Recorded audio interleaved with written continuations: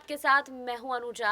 जयपुर में कांग्रेस पार्टी की तरफ से महारैली का आयोजन किया गया है। एक साथ प्रियंका गांधी, सोनिया गांधी और राहुल गांधी एक ही स्टेज को साझा करते हुए नजर आए हैं। यहां पर सचिन पायलट और अशोक गहलोत ने भी इन तीनों का साथ दिया है और ये रैली महंगाई के खिलाफ निकाली गई है, जिसे नाम दिया गया है महंगाई हटाओ रैली। इस दौरान कई कार्यकर्ता भी कांग्रेस के नजर आए और यहाँ पर भीड़ इकट्ठा किया भी गया है। बता दें कि इससे पहले जब मुरादाबाद में प्रियंका गांधी ने रैली की थी तो वहां पे लाखों की संख्या में भीड़ इकट्ठा हुई थी।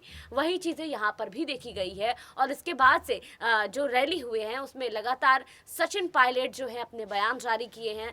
प्रियंका गांधी जनता को संबोधित करती हुई नजर आई हैं, सोनिया गांधी जनता को संबोधित की हैं, राहुल गांधी अपनी बात कहते हुए नजर आए हैं और सीधे केंद्र की मोदी सरकार पर निशाना साधा गया है। इन्हीं तमाम मुद्दों पर हमारे साथ विशेष बातचीत करने के लिए हमारी गेस्ट पैनलिस्ट जुड़ रही हैं। नेहा, आपका बहुत बहुत स्वागत है। देखिए, लगातार सुबह से हम लोग जो है वो रिपोर्ट्स ढूंढते रहे कि आखिर जयपुर में क्या हुआ है, आखिर महंगाई के खिलाफ कांग्रेस पार्टी ने ऐसा कौन सा नया कदम उठाया है। क्या लगता है आपको कि अब जब ये महंगाई हटाओ रैली कांग्रेस पार्टी की तरफ से किया गया है तो इससे क्या चीजें सामने निकल कर आती हैं, क्या तोड़ निकल कर आता है? क्या इससे विधानसभा के चुनाव पर फायदा होगा या फिर आम चुनाव पर फायदा होगा या फिर किस एंगल से इसको देखा जाए? देखिए अनुजा, बहुत बहुत शुक्रिया आपने इस अपने विचार रखने का मुझे मौका दिया है। अगर दूसरी तरफ हम बात करें कि आज जो वहाँ पर जयपुर में जो रैली की जा रही है उसको एक महारैली का नाम दिया जा रहा है और वो कोई छोटी मोटी रैली नहीं है, वो बहुत बड़ी रैली हो रही है क्योंकि वहाँ पे पूरा गांधी परिवार मौजूद है और यहाँ तक कि कांग्रेस के वरिष्ठ तमाम नेता वहाँ पर मौजूद है। इतनी भारी मत में वहाँ पर मौजूद नेता जो है, वरिष्ठ नेता, कि कहा जा रहा है कि वहाँ पर जितने भी कांग्रेस पार्टी के हर राज्य के नेता हैं वहाँ पर मौजूद हैं वो। और जब से सब लोग, जैसे कि गांधी परिवार, जैसे कि आपने बताया कि राहुल गांधी, सोनिया गांधी और प्रियंका गांधी एक ही मंच को साझा करते हुए नजर आए हैं, तो मैं बता दूं यहाँ पे कि पूरे तरीके से आज तीनों लोगों ने पीएम, हमारे देश के जो प्रधानमंत्री नरेंद्र मोदी है, उनको निशाना साधते हुए नजर आए हैं। तीनों लोगों ने सच्चाई से रूबरू करवाया है जनता को। आज महंगाई से लेकर, बेरोजगारी से लेकर, किस तरीके से हमारे देश की जो जीडीपी है वो डाउन गई, उसका भी बताया है कि उसका भी जो मतलब जो भी था, किस तरीके से, उसका क्या कारण रहा है इतने वक्त से, वो भी बताया। यहाँ तक अगर पूरा जो रैली था उसको देखा जाए तो पूरी रैली में ये देखने को मिला है कि किस तरीके से आज गांधी परिवार ने, कांग्रेस परिवार ने, कांग्रेस के तमाम नेताओं ने, सचिन पायलट ने भी केंद्र सरकार पर निशाना साधते हुए नजर आए। सचिन पायलट ने भी एक बहुत बड़ी बात कही है।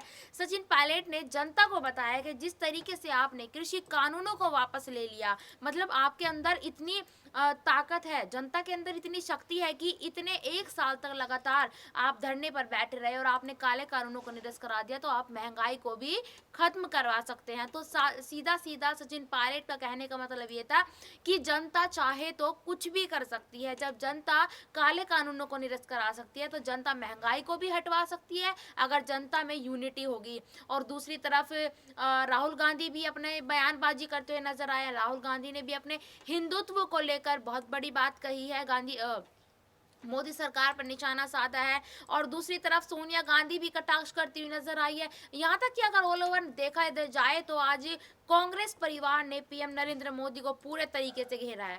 देखिए, आज कांग्रेस परिवार ने प्रधानमंत्री नरेंद्र मोदी को घेरा है और यहाँ पर कांग्रेस के कई कार्यकर्ता भी इकट्ठा हुए हैं और बहुत सारी भीड़ जो है एक साथ जुटी है।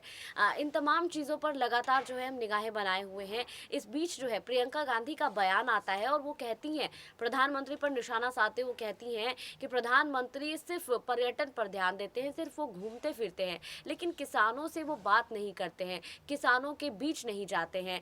क्या लगता है नेहा कि ये जो सारी बातें प्रियंका गांधी यहाँ पर कहती हुई नजर आ रही हैं, इसका असर सीधा विधानसभा चुनाव पर पड़ेगा क्या?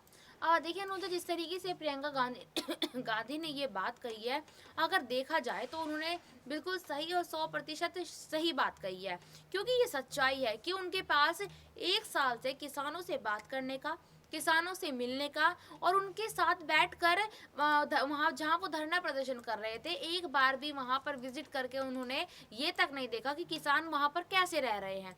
तो उनके पास विदेशों में घूमने का पैसा है, इतने महंगे हवाई जहाज में घूमने का पैसा है, तो ये पैसा कहाँ से आता है? ये जनता का फंड है, तभी तो आप इतना सब कुछ कर रहे हैं, महंगे महंगे जहाजों में घूम रहे हैं, विदेश के दौरे कर रहे हैं आप, कि आपको अपने विधानसभा चुनाव में भी अपनी कुर्सी बनाए रखनी है और आने वाले लोकसभा चुनाव में भी आपको अपनी कुर्सी बनाए रखनी है, और आप कह देते हैं कि मैं ये सब जनता के लिए कर रहा हूँ। तो देखिए, अगर देखा जाए तो प्रियंका गांधी ने बिल्कुल सच्ची बात कही है। और जैसे कि आप मुझसे पूछ रही हैं कि इस तरीके की जो दौरे करते हैं विदेश के और इतने महंगे महंगे जहाज़ों में बैठकर घूमते हैं, तो क्या इन सब से विधानसभा चुनाव पर असर पड़ेगा या नहीं? देखिए, ये सब इस तरीके से दौरे करना और महंगे महंगे जहाज़ों में घूमने से देखिए विधानसभा चुनाव पर क्या असर पड़ेगा, ये तो जनता बताएगी, क्योंकि जनता की जो मुश्किलें हैं, जनता की जो समस्याएं हैं, वो तो बीजेपी सुन नहीं रही है। उत्तर प्रदेश के चुनाव में देखिए बीजेपी बिल्कुल कटती हुई नजर आ रही है, और अगर उत्तराखंड में की भी मैं बात करूं, वहाँ पे भी धीरे धीरे कटना शुरू हो गई है, जब से वहाँ पर राहुल गांधी जाने की तैयारियां कर रहे हैं कि अब उत्तराखंड का दौरा करेंगे राहुल गांधी।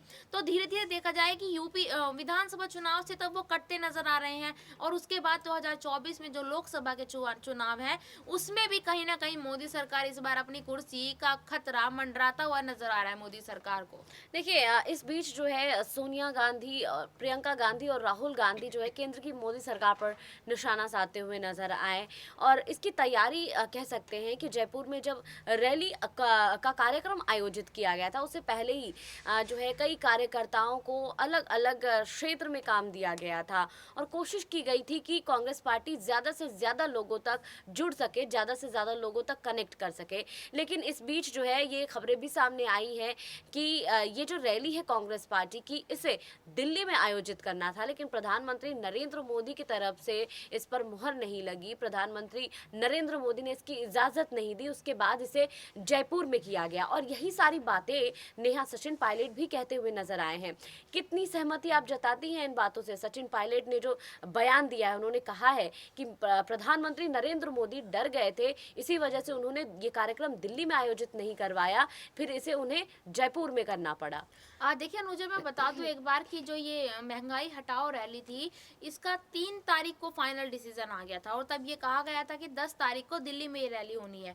लेकिन थोड़े दिन बाद ही, 1-2 दिन बाद ही अचानक से ये बात आई कि 12 तारीख को ये रैली राजस्थान में होनी है। इसके पीछे का कारण बहुत बड़ा, बहुत जो वजह थी इसके पीछे की, वो बहुत बड़ी सामने आई थी कि केंद्र सरकार ने इस बात की इजाज़त नहीं दी कि कांग्रेस पार्टी द्वारका में, दिल्ली के द्वारका में इस रैली को आयोजित कराया जाना था, लेकिन केंद्र सरकार ने इस बात की इजाज़त नहीं दी कि कांग्रेस पार्टी महंगाई को भगाओ रैली दिल्ली में करे। इस वजह से 12 तारीख को, 10 तारीख की पोस्टपोन करके 12 तारीख को कांग्रेस पार्टी को जयपुर में ये रैली करनी पड़ी। तो कहीं ना कहीं जो केंद्र सरकार है, उसको ये खतरा हो गया था कि अगर दिल्ली में, क्योंकि दिल्ली में अगर ये रैली हो गई तो दिल्ली वालों को भी पता चल जाएगा, क्योंकि सेंट्रल दिल्ली तो वैसे ही देश के प्रधानमंत्री मोदी के हाथ में होती है।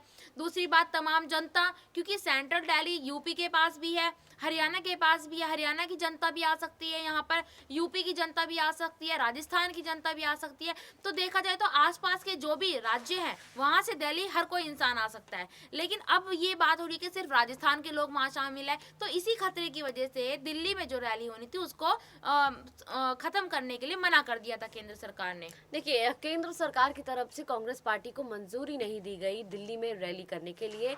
इसके बाद जो है कांग्रेस पार्टी की तरफ से जयपुर में इस रैली का आयोजन किया गया। बहुत बहुत शुक्रिया नेहा इन तमाम जानकारियों के लिए। मेरे साथ फिलहाल इतना ही, बाकी और खबरों के लिए जुड़े रहिए SPN 9 न्यूज़ के साथ।